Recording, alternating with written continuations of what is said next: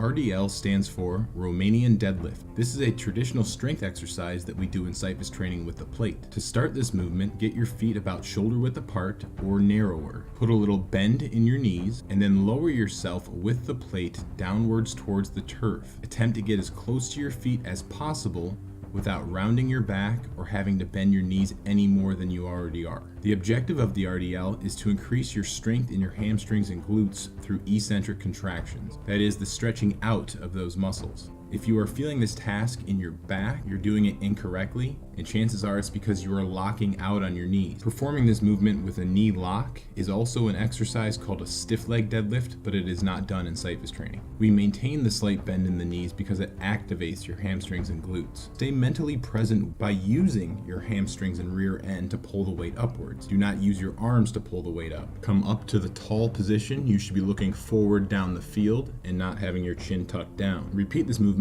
8 times. There are many mistakes that can occur with the RDL. Some of them are rushing through the movement just to get the task done, not going low enough to achieve the actual stretch needed for the task, and then the ones mentioned before with the locking of the knees and using your upper body to pull the weight up. But the most common mistake with the RDL is rounding of the back. When your back is rounded, as you see in these clips here, that puts your lower back in a position to where it could get hurt. To fix this, you need to make your back flat. When you do it, it'll almost feel like your back is arched, but really you're just keeping it in a straight, braced line. There are a number of ways that you can go about correcting this rounding. The first would be to watch yourself perform this task in a mirror.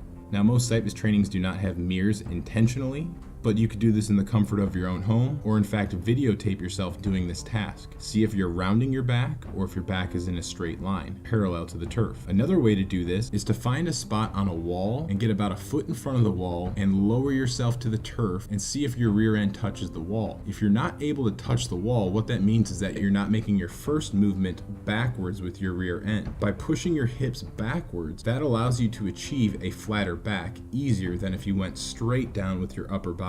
Another thing you could be aware of is your shoulders. If you're rounding your shoulders, chances are your back's gonna follow. Try to broaden your chest and stick your chin out. This will usually help straighten your back.